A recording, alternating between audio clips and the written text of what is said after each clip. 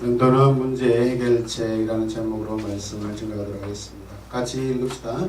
멘토는 문제 해결책.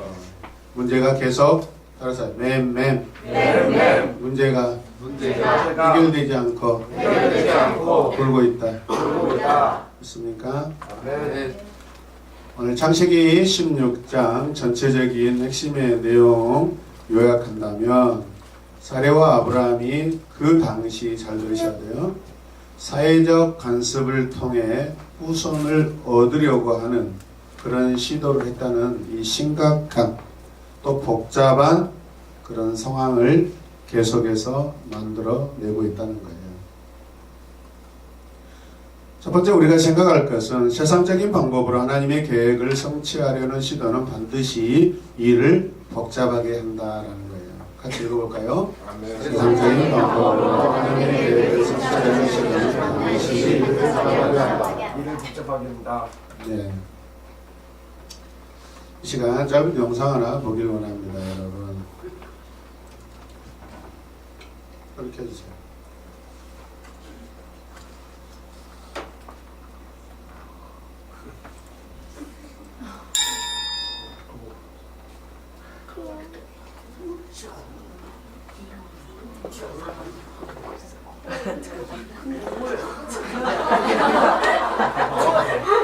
다른데 관심 갖지 말고 의미를 보세요.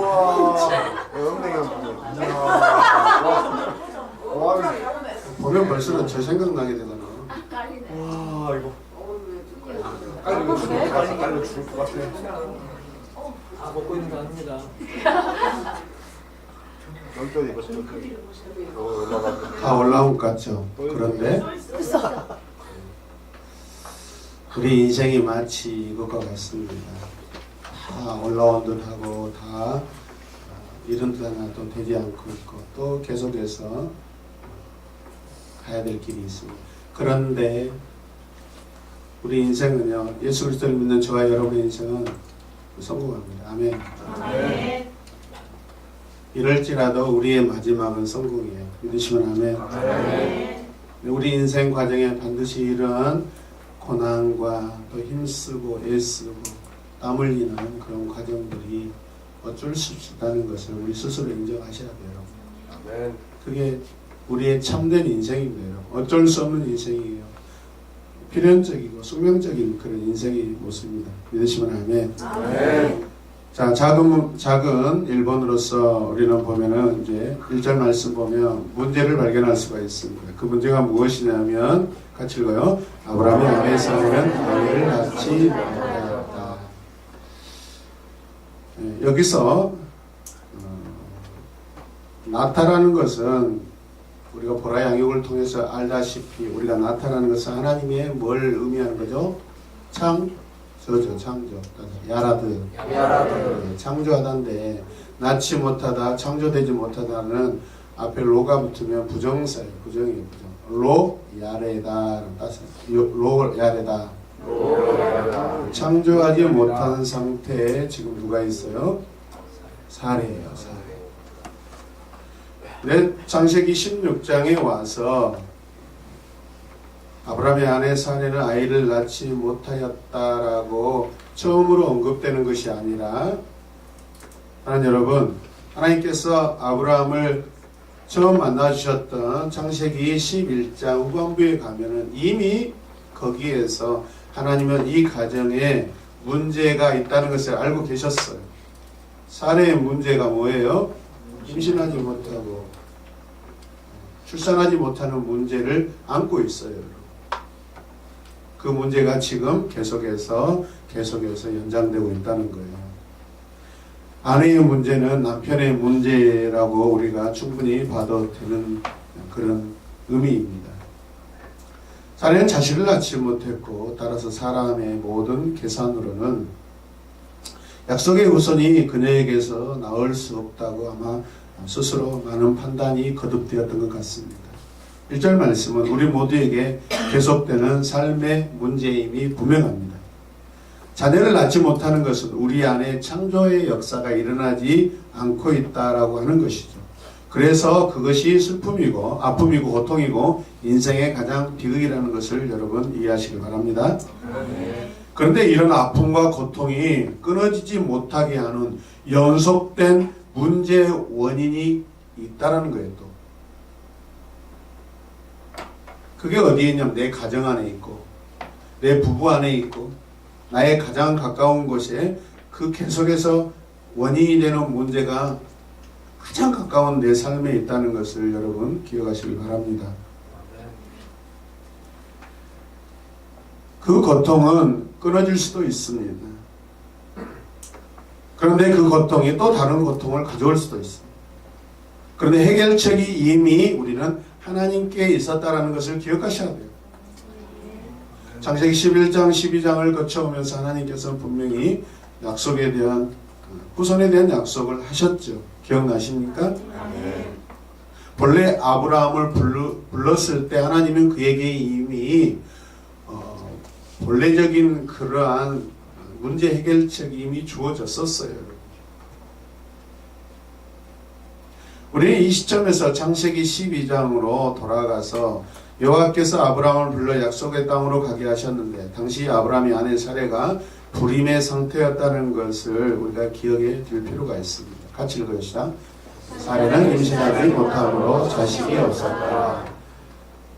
16장 1절과 여러분 똑같은 내용입니다. 믿으시면 아멘. 불임은 잉태하지 못하는 것은 아브라함과 사레의 행동에 이중적인 행동을 만들어내는 그런 시동을 걸게 만듭니다. 계속해서 문제를 일으켜요. 문제는 그 문제가 끊어지는 것이냐, 문제는 또 새로운 문제를 계속해서 발생시킨다는 거예요.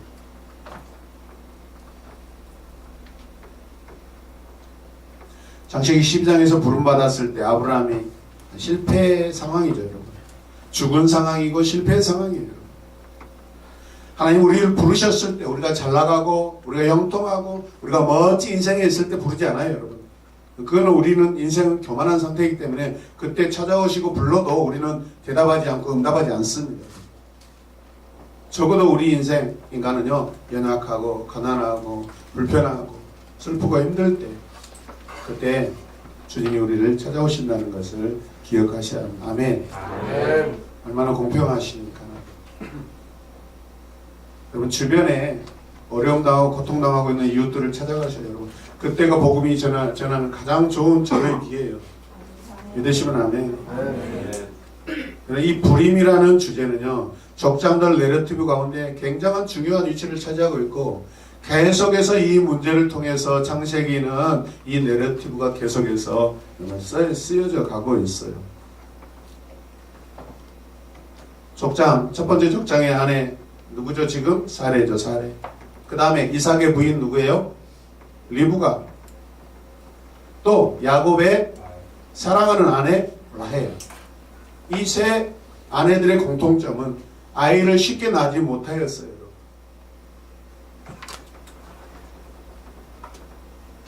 하나님의 역사는 평범한 역사 가운데 써지는 것이 아니에요, 여러분.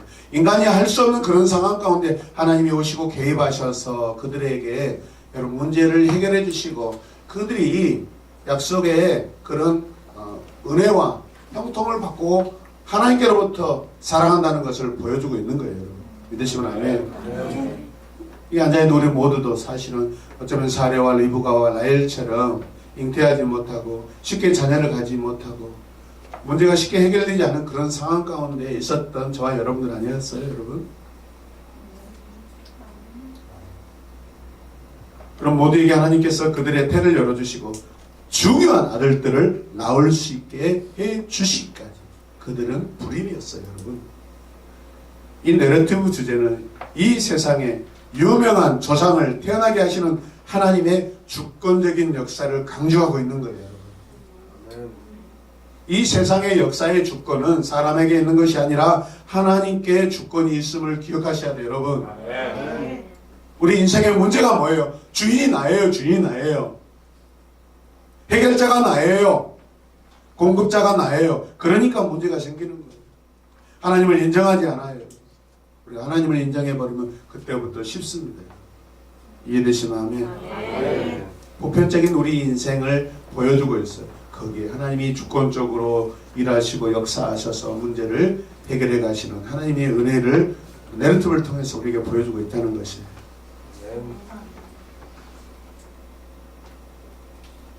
사사기도 마찬가지죠. 사무엘이라는 자녀가 태어날 때 그 태어나기까지 얼마나 그의 어미 한나가 고통스럽고 울었고 마치 오늘 본문의 내용과 같이 거의 똑같아요. 외면당하고 괄시당하고 멸시당하고 같은 여자에게 여러분 아픔을 당하는 그런 내용들 똑같은 내러티브가 반복되고 있는 거예요. 내 이야기 아니야 하면은 성경은 여러분과 우리와 아무 상관없는 이야기가 돼버려요. 그런데 가만히 묵상해 보면은 어쩌면 내 인생과 영락없이 똑같다라고 인정할 수밖에 없다는 것을 기억하시길 바랍니다. 창세기 16장 1절 여러분 후반절을 보세요. 그런데 같이 가요. 그에게는 하갈이라고 하는 이집트 사람 여종이 있었다. 임신하지 못한 상태라고 성경이 이렇게 소개하자마자 그 뒤에 바로 한 여자 하갈을 소개하고 있습니다. 하갈이라고 하는 이름은 이주민, 떠돌이 그런 의미를 가지고 있습니다. 아브라함은 지난 애굽으로부터 여행해서 아마도 이 하갈을 얻은 것 같습니다. 두 번째, 그래서 인간의 해법이 여기에서 등장하기 시작합니다. 사례가 아브라함에게 말하였다. 주님께서 나에게 아이를 가지지 못하게 하시니. 같이 읽어요. 빨간 시작. 주님께서 나에게 아이를 가지지 못하게 하시니. 무슨 말이에요, 여러분? 그냥 읽으시면 안 돼요. 사례는 자신의 불임을 누구의 탓으로 돌리고 있어요? 하나님, 주님께 돌리고 있어요. 자기의 불임이 여호와의 탓으로 돌리고 있어요. 이전 창세기 11장에 여호와께서 찾아오시기도 전에 그녀는 이미 똑같은 상태였는데 이제 와서 다시 자기의 불임이 여호와의 탓이라고 하는 거예요. 이건 단순한 논리가 아니에요, 여러분. 어쩌면 하나님께서 아브라함을 만나셔서 너의 자녀들이 저 하늘의 별과 같이 많아질 거다고 말씀하셨을 때 그 이야기를 자기 부인에게 했을까요? 안 했을까요? 충분히 했겠죠. 근데 기다렸는데도 그런 상황이 나타나지 않으니까 이제는 문제의 원인을 자기애부터 시작됐는데 중간에 하나님께로 지금 돌리고 있는 거예요. 이해되십니까? 주님께서 나에게 아이를 가지지 못하게 하셨다라고 합니다. 주님께서 아이를 가지지 못하게 하신 것이 맞습니까? 아니죠. 제 판단으로는 사례가 아브라함이 온전한 자녀를 가지지 못하게 하는 장본인으로 보입니다. 오히려. 문제의 원인이 사실은 사례라고 생각합니다. 창세기 16장에서 여러분 이 스토리의 주어, 이 스토리의 첫 번째 주인공은 아브라함이 아니고 누구예요? 사례예요. 사례. 문제의 주인이에요. 문제의 주인.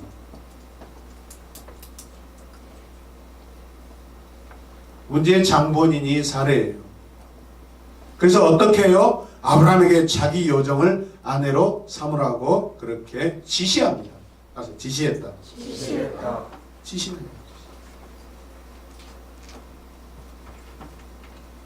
4절 말씀 같이 보시면 여호와의 말씀이 그에게 임하여 이르시되 같이 읽읍시다. 그 사람이 내 상속자가 아니라 내 몸에서 날 자가 내 상속자가 되리라고 하시고라고. 지난 창세기 15장에서 전쟁을 치르고 나서 다시 하나님께서 아브라함을 찾아오셔서 위로하시면서 반드시 내 몸에서 날 자가 너의 후손이 될 것이다. 약속의 후손이 될 것이다 라고 말씀하셨어요. 기억나십니까? 네. 분명 여호와께서는 내 몸에서 날 자가 너의 상속자가 되리라고 하셨어요. 여러분 믿으시면 아멘. 네. 그런데 오늘 말씀을 보니까 창세기 16장 2절 후반절 말씀을 보면은 사례가 자기 남편 아브라함에게 지시합니다. 그래서 3절 말씀을 보면 아브라함은 사례의 말을 따랐다라고 되어 있습니다. 같이 읽읍시다. 아브라함은 사례의 말을 따랐다. 어때요, 여러분? 이 말씀 여러분에게 어떻게 들리십니까? 그렇죠. 문제가 또 다른 문제를 일으키고 있어요. 아마도 아브라함은 부인이 달라도 자기 몸에서 자식이 태어나면 괜찮다고 판단한 것 같아요.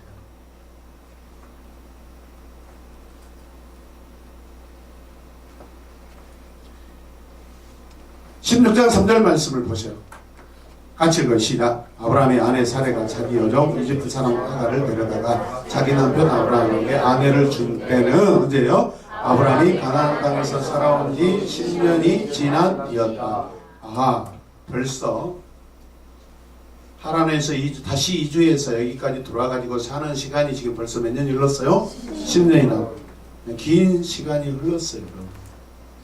10년 동안 그 약속이 실행되지 않으니까 이 부분은 많이 고민했을 거예요. 충분히 고민했을 것입니다.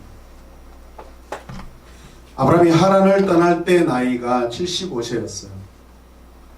그러니까 갈대아 우르에서 그가 맨 처음 하나님께 부름받고 떠나서 하란으로 와서 잠시 경유했을 때, 처음 출발했을 때 나이를 여러분 정확하게 말하지 않습니다. 적어도 75세 이전이죠, 여러분. 하란에서 여러분 그 많은 마을과 성을 이루고 살았어요. 아버지 데라와 함께. 그리고 아버지 데라가 거기에서 죽었죠, 여러분. 그렇다면 적어도 5년 이상은 여러분 거기에서 살았다는 거예요. 적어도 70세 아니면 70세 이전에 갈대아 우르에서 아브라함이 부름을 받았다라고 생각이 됩니다. 이해되십니까? 지금 아브라함의 나이는 몇 살이에요? 85세예요. 85세. 자식을 낳지 못하는 문제에 대해서 부인 살해 해법은 그 약속을 성취하는 수단의 하나로 그 당시 주변 이웃들의 사회적 간섭 법으로 도입하고 사용하고 있는, 친자가 없으면 작은 부인을 아니면 집안에 있는 여종을 통해서 자식을 낳는 그 방법은 당시 고대근동 아브라함이 살고 있는 주변에 이방인들이나 이웃들이 공개적으로 법적으로 하고 있는 그런 방법이에요. 그 사례가 이 방법으로 지금 자기 여종, 몸종 여종 하가를 자기 남편 아브라함에게 여러분 준 것은 당시에 자기가 살고 있는 그 문화에서 아무런 문제가 되지 않아요. 이해되십니까? 합당하게 생각한 거예요. 세상 그 방법, 풍습이 그들에게 당연하다고 여러분 여겨지고 있어요. 아무런 양심의 가치도 없어요. 그러니까 사례의 방법은 하나님의 방법이다 아니다. 아니에요. 이방인들이 사용하는 방법을 취하고 있어요. 이런 방법을 사용한들 무슨 문제가 있겠습니까?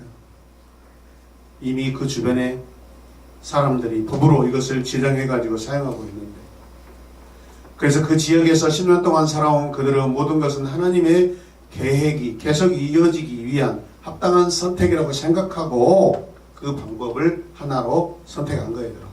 같이 읽어요. 시작.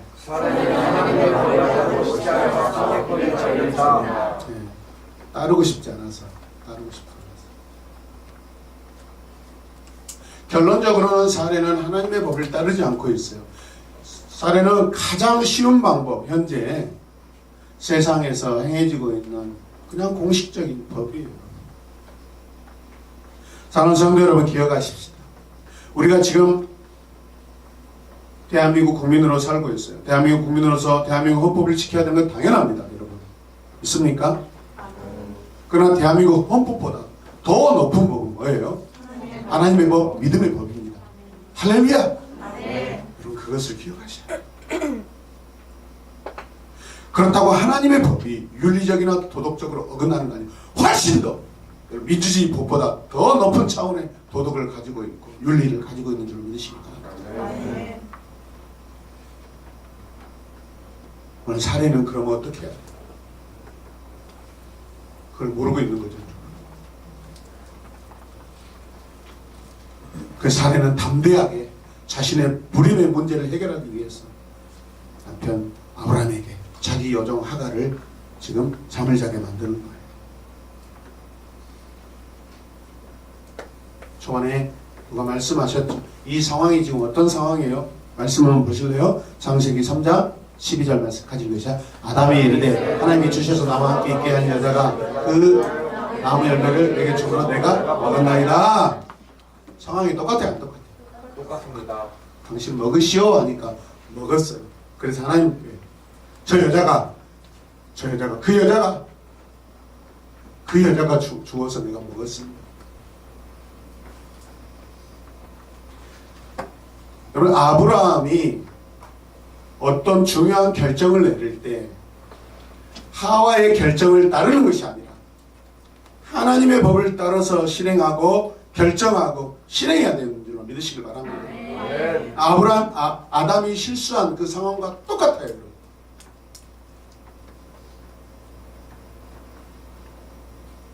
남녀 불평등을 말하는 게 아니에요, 여러분. 남녀 평등이에요, 여러분. 그러나 이건 질서예요, 질서, 여러분. 행복한 가정을 위해서, 행복한 공동체를 위해서, 생명의 공동체를 위해서 하나님이 주신 여러분 질서의 법이에요, 여러분. 그 질서를 지킬 때 샬롬의 상태가 되는 거 아니겠습니까? 믿으시면 아멘.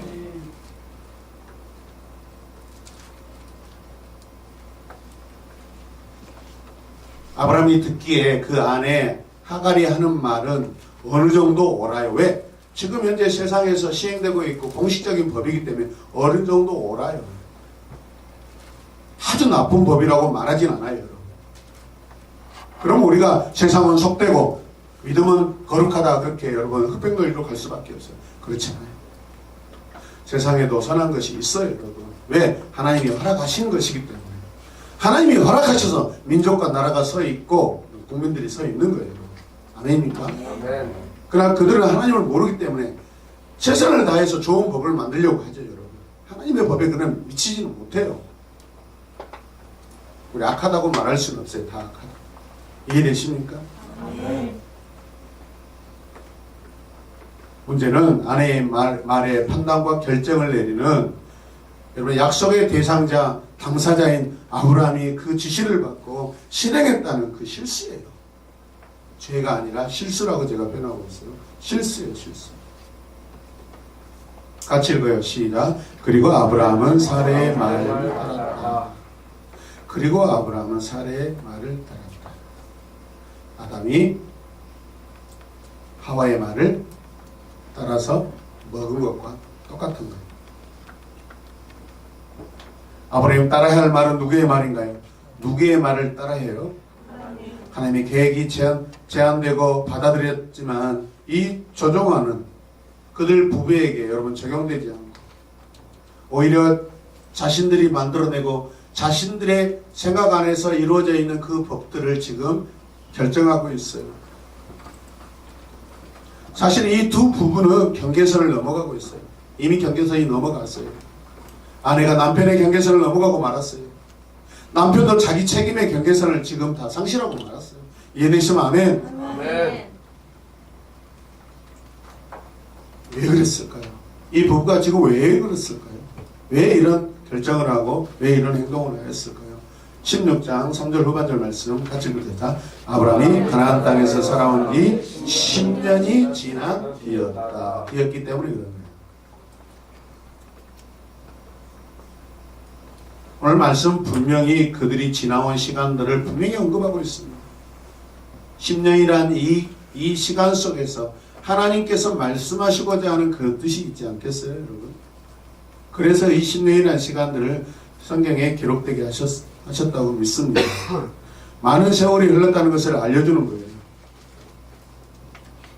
최정환 양수협사님, 자녀 갖기를 소망하죠. 아멘. 금방이라도 내일이라도 여러분 그러면 얼마나 좋겠어요. 그런데 하나님이 오늘 최정환 입사 10년 후에 자녀 생길 거야 라고 진다 이거예요.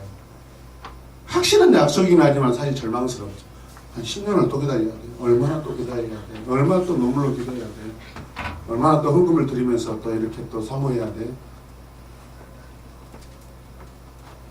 양사님사님, 에이, 못하겠다. 얘기 안 하지 말지. 충분히 그런 상황이에요. 그러지 않겠어요? 믿음이 좋으신 분은 이제 인생을 오래 사신 분들은 이제 우리 인생을 과정을 거쳤기 때문에 저렇게 쉽게 말씀하실 수 있어요. 근데 우리는 그 인생을 안 살았기 때문에 오늘 하나님 오셔서 10년 더 기다리면 그때 아이 생길 거야 라고 말씀하신다면 어떻게 하세요? 10년 후면 나이가 몇 살이지? 그래봤자 아브람 앞에 핏대도 못 써. 그럴지라도 쉬운 일이 아니죠. 여러분. 그때 가서 뭐 한갑을 바라보고 있는 아이지 않겠습니까? 거기다가 이제 8살이 돼서 학교를 내려가면 할아버지하고 같이 왔다고 분명히 누가 말할 건데. 여러분, 저도 우리 자녀들하고 어렸을 때 학교 방문하고 했을 때 굉장히 힘들었어요, 여러분. 이렇게 동안이고 이렇게 잘생겼어도 사람들은 큰아버지나 뭐 굉장히 뭐 당숙이나 그렇게 바라보려고 하더라고. 오해가 많아요.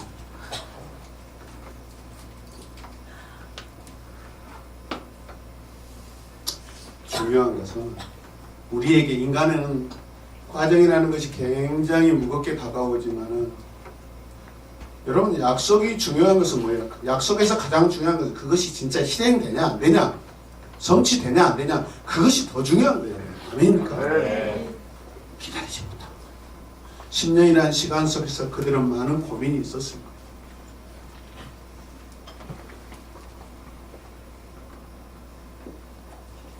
우리는 아멘하지만 쉽게 대답할 수 있는 상황이 아니라는 거예요, 여러분. 이런 상황이 저와 여러분들에게 분명히 있고 또 오고 계속 반복된다는 거예요, 여러분. 그렇다고 우리가 실수하라고, 합법적으로 실수하라는 그런 말씀이 아니라 우리가 이런 10년이라는 그런 시간 반복되게 기다려야 되고 바라봐야 될 시간들이 반드시 온다는 것을 우리에게 알려주시는 하나님의 은혜예요. 아멘. 그냥 합방하고 하룻밤 잤으면 아기가 생기면 얼마나 쉽고 쉽게 좋겠습니까?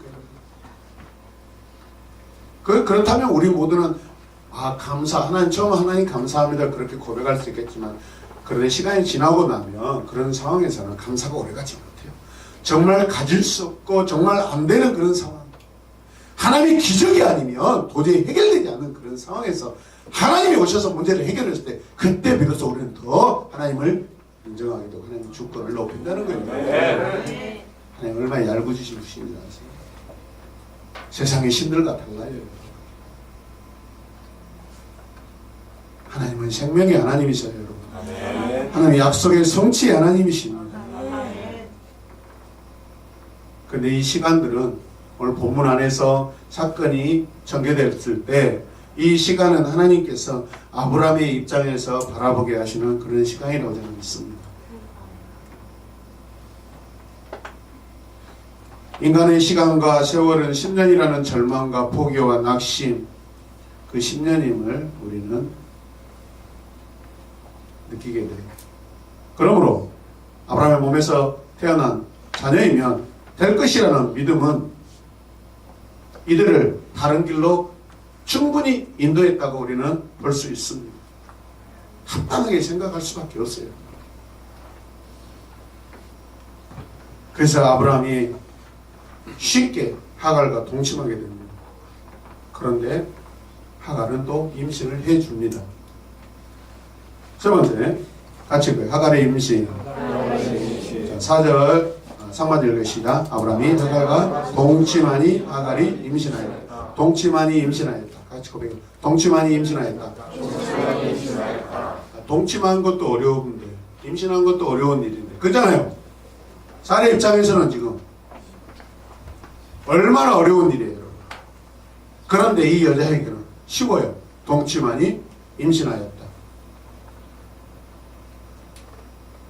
굉장히 짧고 굉장히 간결하게 기록되어 있지만 사실은 다른 이면에 보았을 때는 이게 뭐예요? 굉장히 성급하게 서둘러서 이 일을 지금 치웠다, 그렇게 해석돼야 돼요, 여러분.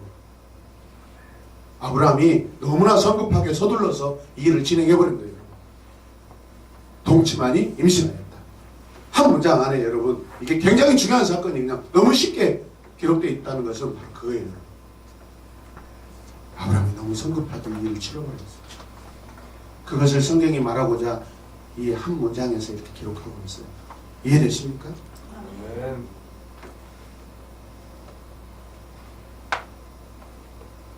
한 문장 안에 동침과 인심이라는 그 사건을 간단하게 기록했다는 것. 여러분 어떻게 생각하세요? 이 일이 적어도 고민되고 묵상된 것이 아니라 굉장히 본능적으로 그죠? 그렇게 결정해요.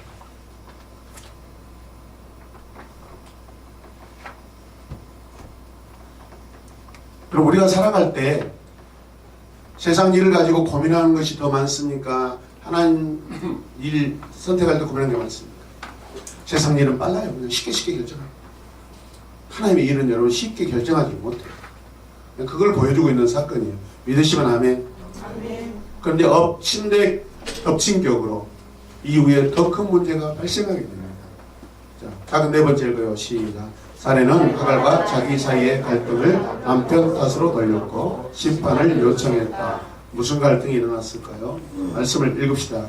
16장 4절에서 5절 시작. 하갈은 자기가 임신한 것을 알고서 자기의 여주인을 갈구하였다. 사례가 아브라함에게 말하였다. 내가 받는 이 고통은 당신이 책임을 주셔야 합니다. 나의 경을 당신 품에 안겨주었더니 그 종이 자기가 임신한 걸 알고서 나를 멸시합니다. 그래서 당신과 나 사이를 판단하여 주시면 좋겠습니다. 이 일을 누가 진행했어요? 사례가 진행했어요. 적어도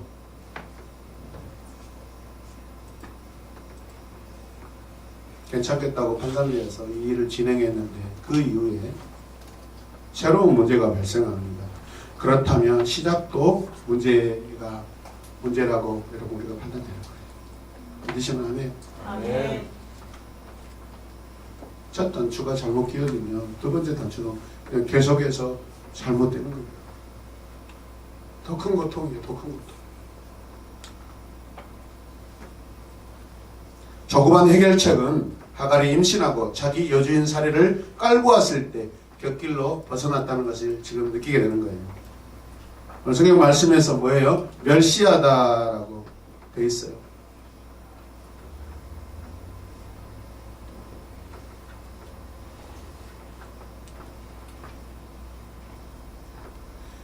하나님께서 아브라함에게 찾아오셔서 하신 약속이 있어요.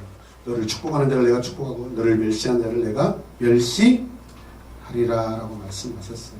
오늘 이 하나님의 약속은 오늘 16장 1절에서 6절 안에 이루어지는 것을 볼 수 있습니다.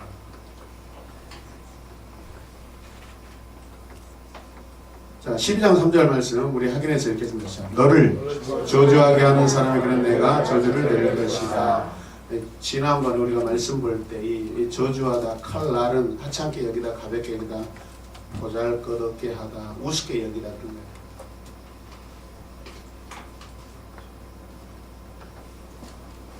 저도 이 말씀이 우리에게 왔을 때는 우리가 이 공동체 안에서 누구를 하찮게 여기거나 가볍게 여기거나 여러분 그렇게 하시면 안 돼요. 아닙니까? 힘들어도 여러분 축복하시기 바랍니다. 그 축복했는데 받는 자가 받지 못하면 그것이 돌아와서 내게 축복이 됩니다. 그 축복을 많이 할수록 받지 못하면 내 것도 되고. 아멘.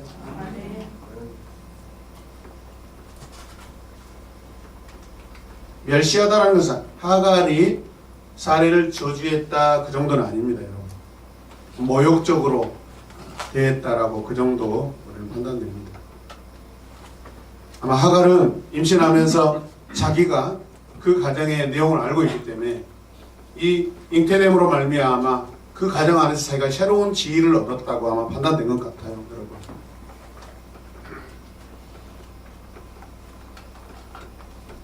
그래서 그게 그녀에게 자부심으로 이렇게 찾아왔고,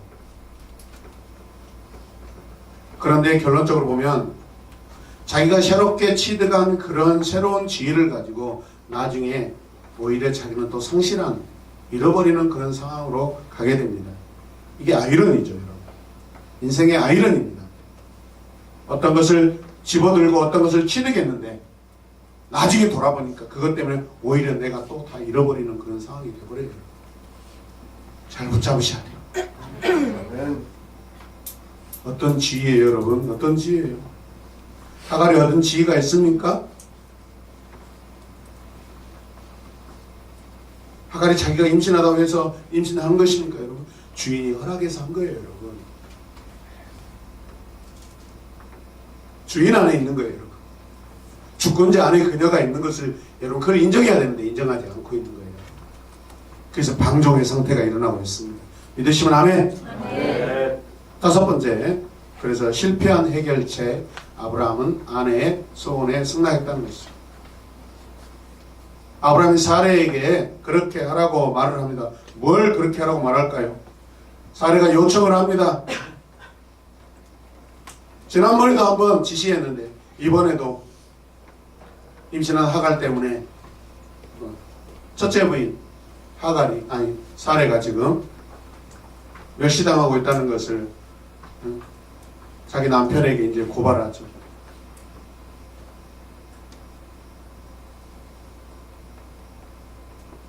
이 문제가 뭐예요? 사레는 자기가 임신하지 못한 것을 누구에게 오만하고 돌렸어요?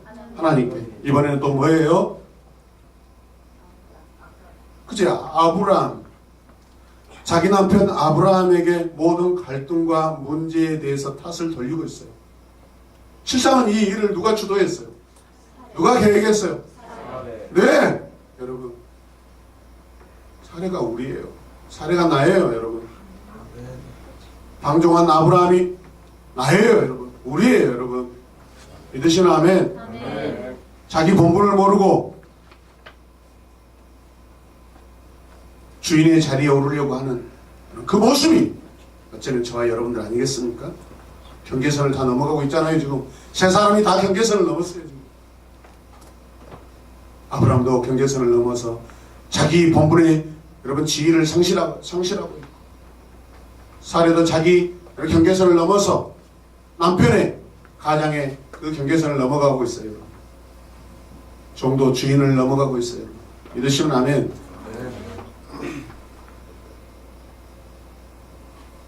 찾아오는 것은 문제가 아니라 해결이 아니라 실패가 계속해서 지금 맴 돌고 있어요. 다시 문제가 해결되는 것이 아니라 맴돌고 있다. 이해되시면 아멘 합시다. 아멘. 여섯 번째, 그 실패한 해결책이 뭐예요? 또 하갈은 험한 대우를 받게 되자 도망갑니다. 자, 말씀 읽어요. 시작. 사레가 하갈을 뭐합니까? 학대하니 하갈이 사레 앞에서 도망하니라. 얼마나 머리를 쥐어 뜯어버렸으면 펜트까지 받겠다고 말할 수는 없겠죠. 안 받으니까 모르겠어요. 분명히 학대했어요. 뭐 손톱으로 얼굴부터 허벅지까지 다 긁어버렸을까요? 기억이 생생하죠? 과거에 우리 스스로 했던 그런 것들. 그죠? 잠자고 있는 남편 그냥 그것을 위해서 여러분 매니큐어를 왜 치는지 아세요? 손톱이 안 꺾이고 단단하게 그걸 사용하기 위해서 큰 목적과 아름다운 도구로 사용하려고 한 것입니까? 아니죠, 여러분. 모양이 아름다우면 행위도 아름답다고 착각을 일으키게 하기 위해서.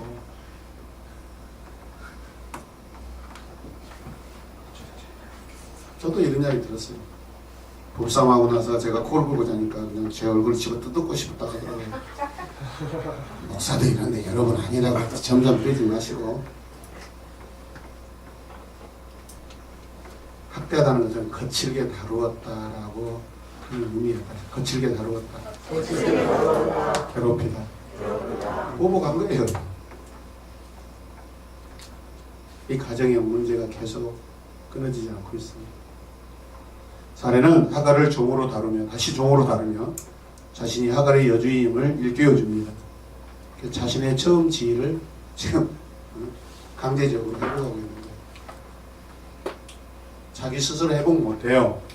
누구 도움 받아서? 이제 아브라함의 도움을 받아서 아브라함이 사레의 말에 당신의 여정이 당신 손에 있어. 같이 고백해. 당신의 여정이 당신 손에 있어. 그렇게 말했을 때 그는 하갈을 사레의 종인 원래의 상태로 되돌리고 있는 것입니다. 종은 주인이 될 수 없습니다. 믿으시면 아멘. 마찬가지로 주인이 종의 신분으로 내려가서도 안 됩니다. 하나님께서 허락하신 성도의 신분도 세상의 어떤 신분과도 바꿀 수 없음을 믿으시기 바랍니다. 바꿔 사는 거예요. 바꾸면 여러분 멸시받아요. 같이 읽을까요? 이 사건 전환의 핵심은 하나님께서 이 사람의 해결책이 약속의 성취 방법이 되는 것을 허락지 않으신다는 점입니다. 결국 이 사람들의 모든 결정 회복시키는 것은 하나님께서 여러분 그들의 마음을 주관하고 계세요. 네, 이들은 하나님의 법을 가지고 있고 그것을 실행해야 될 약속의 여러분 대상자들이에요. 아멘입니까? 세상의 법이 하나님의 법을 더 이상 방해되지 않도록 하나님께서 이들의 마음을 통해서 되돌리고 있다는 것을 믿으시기 바랍니다. 우리 인생도 마찬가지입니다. 우리가 잘못된 선택하지만 결국에 하나님이 또 다시 되돌리고 계속 되돌리고 자꾸 유턴시키고 계세요. 갈 길로 우리 제 갈 길로 갔지만 주 예수 그리스도께서 우리에게 오셔서 피 흘리시고 살이 찢기시고 채찍 맞음으로 말미암아 우리 하나님께 다시 되돌리셨어요. 아멘. 본래 우리는 하나님 품에 있던 자들이고요. 아멘입니까? 그래서 돌아가는 거예요. 그렇다면 다시 원점으로 돌아가서 이런 경우 일단 하갈이 광야로 도망가자 누가 아브라함의 후손이 될 것이냐는 그런 질문이 또다시 일어나게 됐을 것입니다. 임신한 여자를 쫓겨냈는데 그럼 우리 또 어떻게? 아니라는 것이죠. 이게 아니구나. 같이 고백합시다. 같이 고백합시다. 시작. 대답은 어디 있나요? 해결책은 뭐예요? 해결책은 뭐예요?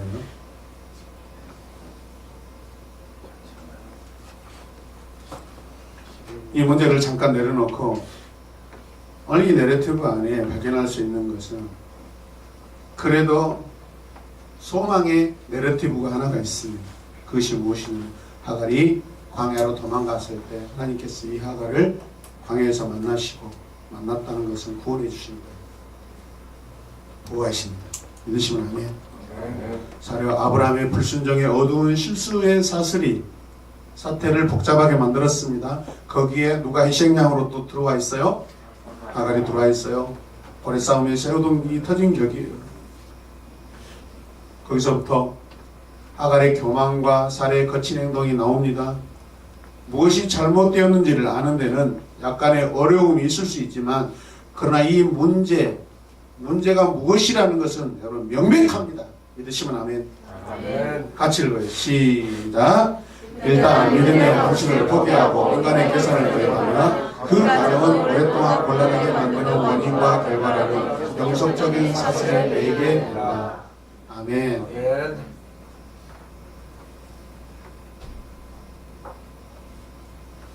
폰 나드라는 신학자 목사님은 이 사건을 이렇게 한 문장으로 이렇게 요약해서 같이 읽어요. 옳은 것과 그런 것의 적용으로 말미암아 상황이 얼마나 엉망이 되었는가.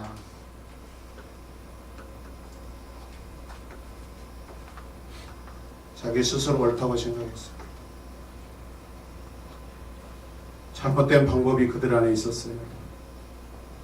이 가정이 지금 엉망이 되고 있어요. 여러분 생각하는 옳은 것 그것을 취득합니다. 여러분. 여러분이 옳다고 생각하는 거예요. 하나님이 옳다고 생각하는 거예요. 뻔한 잘못된 것인 줄 알면서 또 그것들을 여러분들이 좋아해서 여러분 삶 속에 적용합니다. 가정 계속해서 문제 상황이 끊어지지 않습니다. 엉망이 돼버려요. 가든이 아니라 정글이 돼버렸다는 거예요. 이해되십니까? 네. 또 같이 읽어요. 시작. 일단 인내에 기다리는 인간의 계산에 자리를 내주면 문제적인 충돌과 언론의 기능이 서로 어떻게 이해되시면 아멘. 아멘. 계속 문제가 갈등이 일어나고 충돌이 일어나게 됩니다. 본능의 과정이 우리를 힘들게 합니다. 믿으시면 아멘. 아멘. 급히 서둘렀어. 동침하고 임신했다는 것은 본능으로 말하는 게 본능. 본능은 항상 급합니다. 조급합니다. 여러분. 서두릅니다. 여러분. 믿으시면 아멘. 아멘. 하나님의 것은요 쉽게 결정되지 않아요. 묵상하고 물어보고 귀한 것일수록 여러분 그것들을 우리가 결정할 때 많은 시간들이 요구합니다. 여러분. 아멘입니까? 큰 금액의 프로젝트일수록 여러분 서류가 많고 결정해야 될 일들이 많습니다. 뭐 1, 20원, 몇백원, 몇천원이요. 그냥 뭐 도장도 안 찍고 그냥 가버립니다. 여러분. 그만큼 여러분 큰 것에 비해 가치가 작은 거예요. 중요성이 떨어지기 때문에 그래요. 아브라함은 하나님과의 약속 안에서 가장 귀하고 존귀한 그 언약들을 가지고 있어요. 계속해서 묵상을 해요. 저와 여러분도 마찬가지입니다. 우리에게 주어진 인생도 마치 하나님과 아브라함 사이에서 이루어졌던 그 언약과 뭐 별반 다를 것이 뭐가 있겠습니까? 여러분?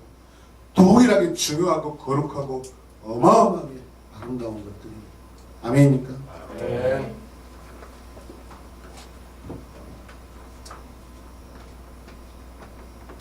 이러한 사건들은 불행하게도 이스라엘 역사와 한국교회 역사, 세계교회 역사에 계속 반복되어 나타나는 일들입니다.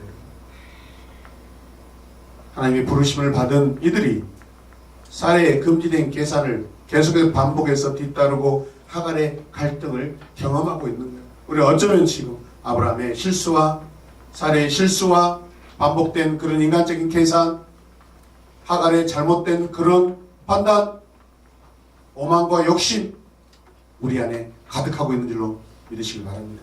아멘. 가나안 땅의 10년의 삶은 소래 불확실한 믿음으로 가득하게 합니다. 그리고 관계적인 갈등을 계속해서 일으키고 있습니다. 아브라함의 인생 도표를 한번 보겠습니다. 갈대아 우르에서 몇 살에 이주했는지 나오지는 않고 있습니다. 하란에서 떠났을 때 그가 75세였고 가나안에서 지금 오늘까지 살고 있는 것은 85세의 상황이고 여호와께서 장차 여러분 나타나십니다. 그때 99세에 나타나셔 내년 이맘때 네 몸에서 내가 약속한 자녀가 태어날 것이라고 말씀하십니다. 할렐루야. 그리고 이삭이 출생했을 때는 몇 세? 100세. 그리고 아브라함은 175세에 죽게 됩니다. 긴 인생들이에요. 시간과 시간 사이에 침묵되어 있는 부분도 있지만 이런 부분들이 우리가 내러티브로 묵상하고 우리 삶에 적용해야 될 중요한 신앙의 사건들이라고 믿습니다. 아멘. 10년, 오늘 10년 방황생활을 했습니다. 그런데 자식이 태어나기까지, 진짜 자식이 태어나기까지 여러분 15년이 또 필요합니다. 여러분. 아까 우리 처음 봤던 꿈을 불리고 다 끝난 것 같죠. 또 있습니다. 그런데 결론은 승리입니다. 아멘. 하나님의 자녀는 잠시 실패한다 하지만 결론은 승리이고 영광입니다. 믿으시면 아멘. 아멘. 말씀의 결론을 내리기를 원합니다. 첫 번째, 아브라함의 실수가 무엇입니까? 여러분? 한번 생각해 보십시오. 그에게 불분명한 믿음의 확신이 있었어요. 불분명한 믿음. 하나님의 약속에 대해서 전혀 깊이 계산하지 못하고 있어요. 깊이 판단하지 않고 있어요. 여러분 명확한 확신이 없어요. 계속 흔들리는 거예요. 아닙니까? 여러분? 믿음의 가장으로 분명한 믿음이 부족하였고 확실한 믿음이 지금 요구되고 있는 거예요. 변하지 않는 신뢰와 완전한 믿음에 걸맞는 행동이 아브라함에게 필요하다는 거예요. 믿으시면 아멘 합시다. 두 번째, 사례의 실수는 뭘까요? 하나님께 허락받지 않는 지위를 남용하고 있는 거예요. 남편을 주관하고 있어요. 자기 마음대로 계산하고 있습니다. 자기 마음대로 방법을 가져와서 가정을 엉망으로 만들고 있습니다. 남편을 자기 말로 자기 생각으로 주관하려고 하고 있습니다. 이 결과 고통이 자기에게 결국은 찾아옵니다. 문제 해결은 자기가 하는 것이 아니었습니다. 하나님께서 세우신 아브라함을 통해서 자기 문제가 해결받았다는 것은 굉장히 중요한 교훈입니다. 세 번째, 여종 하갈이 지은 죄예요. 실수와 죄를 구별하고 있어요. 제가 여러분 잘 들으세요. 아담과 하와는 실수라고 그랬고 제가 하갈은 죄라고 이야기했어요. 성경에서 하나님이 그렇게 이끌어 가시기 때문에 제가 판단하는 거예요. 주인의 자리에 오른 교만이에요. 교만은 패망의 선복이고 거만한 마음은 넘어짐의 앞잡이다. 할렐루야. 오늘 이 말씀이 딱 적용이 됩니다. 교만의 결과가 뭐예요? 쫓겨남이에요. 교만의 결과가 뭐예요? 쫓겨남이. 아담과 하와가 에덴에서 그들이 교만했어요. 자기 거라고 생각했어요. 자기 마음대로 할 수 있다 생각했어요. 근데 결과는 뭐예요? 쫓겨났어요. 가정에서도 똑바로 하셔야 돼요. 쫓겨나기 전에. 자녀들이 막 비밀번호 바꿔버린다고 지난번에 누가 가서 도와줬는데 생각이 나네요. 네 번째, 나는 누구와 같고 나의 반복된 실수는 뭘까요? 쫓겨나면 모든 인간이 겪는 일반적인 상황입니다. 오늘도 쫓겨나면 내일도 쫓겨날 수 있어요. 나는 지금 무슨 일로 쫓기고 있어? 나는 누구에게 지금 쫓기고 있어요? 내가 쫓기고 있는 그런 상황, 마치 쫓기고 있는 상황이라면 이유가 뭐냐 이 말이에요. 원인이 뭐냐 이 말이에요. 누구 때문에 그러냐 이 말이에요.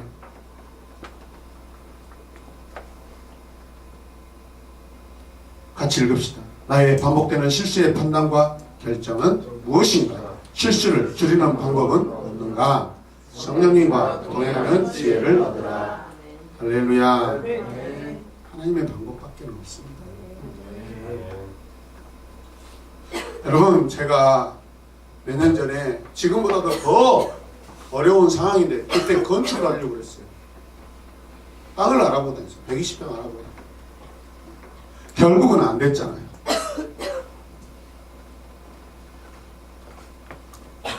그런데 될성 부르면 되겠다 생각하고 미리 막 섣불리 막 대출을 받고 막 돈 빌려서 하지 않았어요. 그러니까 지금 우리가 지금 이곳에 있는 거죠. 실수는 있었지만은, 판단의 실수는 있었지만은 더 이상 큰 문제를 만들어내지 않았어요. 이해되시면 아멘. 아멘. 그때 제가 만약에 실수했다면 지금 이 자리에 여러분을 제가 볼 수 없었어요. 여기에 남아있는 분들이 거의 없었어요. 설령 건물은 지었다 할지라도 그거 유지하고 그거 관리하느라 정말 힘들었을 것 같아요.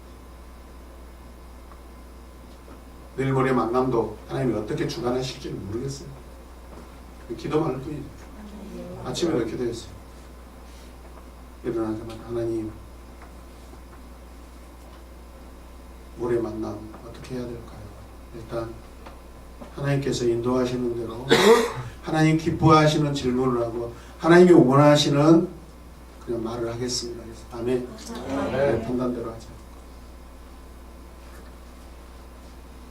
그 목사님이 하신 말씀이 가격도 이야기해 주더라고요. 원래 자기 건물 가격 오픈 안 해주는데 샀었을 때 금액도 다 오픈해 주더라고요. 근데 지금 매매 가격은 되게 높이 되어 있다고 제가 느껴지고 있어요. 근데 그렇게 말씀하셔. 건너편에 교회 있죠, 여러분. 사거리 저 밑에 교회.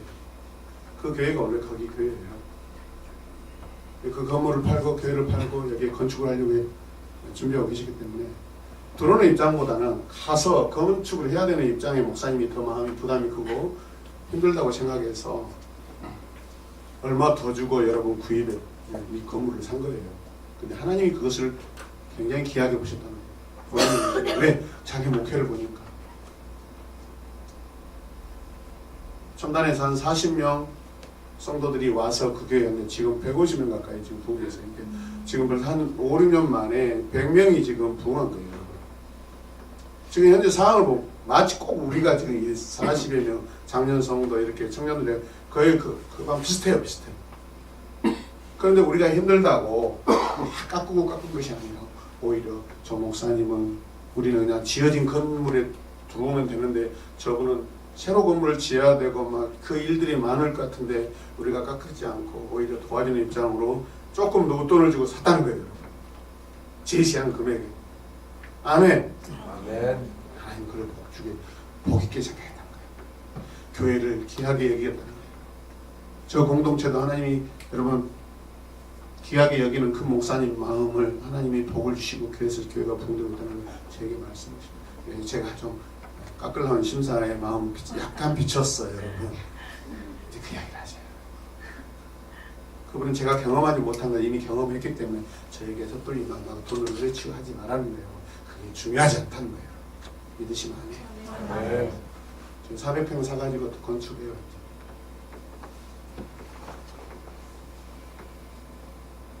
마찬가지입니다. 어떤 결정을 할 때 하나님 기뻐하시는 일 하셔야 돼요. 아멘. 하나님의 교회를 도와주는 그런 방향으로 우리가 결정하셔야 돼요. 성도를 도와주는 결정을 하셔야 돼요. 아멘. 다음 세대를 여러분 세우고 키워주는 그런 목적과 방향으로 우리의 마음과 생각들이 결정이 돼야 돼요. 아멘입니까? 아멘. 마지막 5번째. 그렇다면 하나님은 오늘 이 내러티브 안에서 무슨 일을 하셨는가? 같이 고백합시다. 하나님은 무슨 일을 하셨는가? 무슨 일을 하십니까? 뭐예요? 오늘 6절까지 말씀 보면 하나님이 두 사람에게 세 사람에게 너 이놈들 왜 이렇게 했어? 왜 저렇게 했어? 단 한마디도 말씀하지 않으십니다. 아브라함과 사레의 실수에 침묵하신 하나님. 그들도 실수하고 나서 얼마나 힘들었겠어요. 가정이 지금 엉망이 된 상황인데 관계가 지금 틀어져 있는 상황인데 왜 침묵하셨어요? 너희들 내가 너에게 처음 약속했던 그 말씀을 더 꼼꼼하게 생각해봐. 하나님은 이 두 사람이 하나님의 약속을 더 깊이 이해하길 원하고 계세요. 아멘입니까? 잘잘못을 따지는 것보다도 믿으시면 아멘 합시다. 아멘. 하나님께서 아브라함과 사레의 결정에 책임을 지도록 지금을 지켜보고 계십니다. 너희들이 선한 의지를 가지고 자원하는 마음으로 이 일들을 이제 하나씩 풀어가고 내가 약속한 그 약속의 말씀이 어떻게 이루어질 것인가에 대해서 깊이 묵상하고 조급하게 행동하지 말아라고 말씀하고 계세요. 그리고 가장 중요한 것은 하갈을 광야에서 만나주시고 광야로 도망간 하갈을 구원하시는 하나님이셔요. 아멘. 쫓기는 인생에 찾아오셔서 만나주시고 구원하시는 하나님이셔요. 어쩌면 우리 평탄하게 사는 분들이 얼마나 있습니까? 다 어렵죠. 힘들죠, 여러분. 마치 쫓겨난 것 같은 그런 상황 가운데 살고 있는 우리들 아니에요? 근데 우리 만나주셨잖아요. 우리 구원하셨잖아요. 아멘. 지금도 우리 많은 실수를 하지만은 하나님 침묵하시고 참아주고 계시잖아요. 할렐루야. 오늘 이곳에서 지금까지 8년 동안 새로운 게 공동체를 있으면서 하나님께 벼락 맞아가지고 팔 한쪽이 나가버리고 눈 하나가 멀어버리고 귀 하나가 떨어져 나가버리고 심판받아가지고 그런 분들 한 명도 없어요. 제 눈에. 저도 얼마나 많은 실수를 하고 살아옵니까? 그 실수 때문에 하나님이 징계 내리셔서 코가 막 없어져가지고 코 없는 것을 차라리 그랬다면 여러분한테 조금 참 경각심 가지고 잘했을 것 같은데 저 코를 볼 수 없잖아요. 저 말 안 들어가고 이렇게 된 거예요. 여러분 코 있는 거 조심하세요. 근데 그거 은혜스럽지 않아요. 그거는 자꾸 마음에 부담만 주는 것이지 공포감만 형성하는 것이지. 이해되시나요? 아멘. 교회 개척하고 나서 어느 교회들처럼 부흥사들처럼 막 협박하고 뭐하고 은사주의로 막 올감해가지고 뭐 헌금 더 내라 뭐해라 뭐 갖다 좋은 거 바쳐라 그러지 않습니다. 명절 때 되면 여러분들이 뭐 주시고 그러는데 사실은 더 부담스러워요. 나 주기 싫은데 자꾸 갖다 주니까 나도 줘야 되나 하고 귀찮더라고요. 그러나 여러분의 진실한 마음이어서 받는 거지 당연히 받아야 된다고 생각하지 않아요.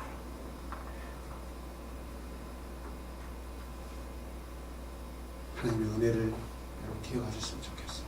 아멘. 오늘 이 시간도 오늘 내 삶에 하나님이 오셔서 무슨 일을 하고 계신가 묵상하셔야 돼요. 아무것도 없는데 그러나 지금 아브라함과 똑같은 거야. 자식 없는데? 그러니까 세상 법을 하는 거예요. 보이지 않는 법이 진짜 법이에요. 그게 생명의 법이에요. 그게 영원한 법이에요. 눈에 있는 법은요, 유한해요. 리미티드예요. 한계가 있어요. 언리미티드. 생명의 법을 따라 사시길 바랍니다. 그게 성령의 법이에요. 할렐루야. 우리 모두가 그런 하나님을 경험하고 믿고 신뢰하고 그런 삶을 사시길 주님의 이름으로 축복합니다. 하나님 감사합니다.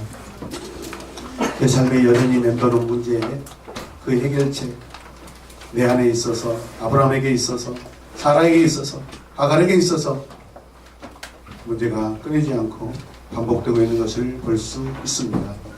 주님 용서하여 주시옵소서. 하나님의 방법을 온전히 알지 못하여 방황하는 이 가정에 은혜를 내려주신 것처럼 우리에게도 계속해서 하나님의 공유를 구합니다. 주여 아버지의 뜻을 알게 하여 주시옵소서.